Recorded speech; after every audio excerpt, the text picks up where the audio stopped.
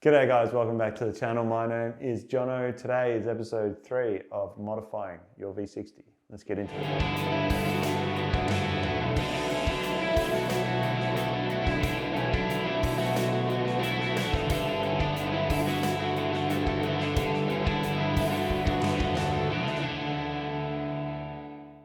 So far we've looked at changing your bloom time and weight, as well as upping your dose in general. But now today we're going to look at how our pours can change the flavours of our V60. As always, we're going to have our test coffee, our 1:16 ratio, 18 grams of coffee in, 300 out. Now we're going to end up with the same yield with our test coffee, but what we're going to do is take our first and second pours and basically put them together.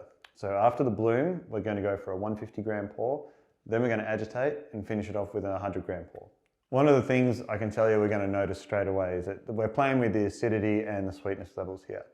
Our test coffee having two larger pours is going to potentially create some more richness in the brew, but is that richness going to come at the detriment of the clarity and the sweetness from our control coffee? Well, we're going to find that out today.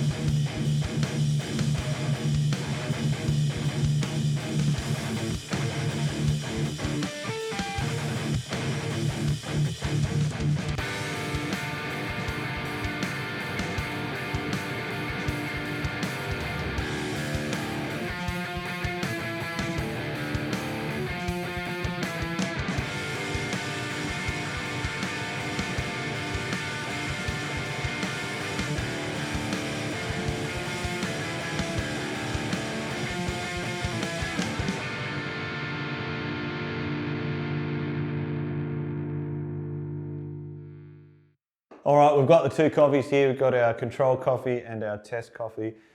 This coffee is from Panama, so flavors I'm expecting are a lot of jasmine tea, florals as well, a lovely round body of peach and orange, and some kind of exotic spices to finish off. Now let's test our control coffee. Man, that's good. Our control recipe is 1:16, 18 in, 300 out. This is built for a coffee like this. You get all the complexity, but you also get clarity and you get things that are immediately recognizable. This is a really great coffee and works perfectly with the recipe. So let's jump into our test coffee and see how the longer pours have fared.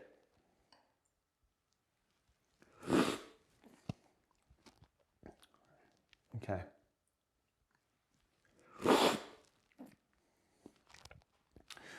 Not too dissimilar from the previous episode, we've been able to create a next level of kind of richness. But has it come at the detriment of acids and sugars? I'm going to say yes. What I'm really missing in the test coffee is the sweetness. The complexities are there, the exoticness is there, and the florals are there even. But the sweetness is getting muddied into the body and into the roundness of the test coffee.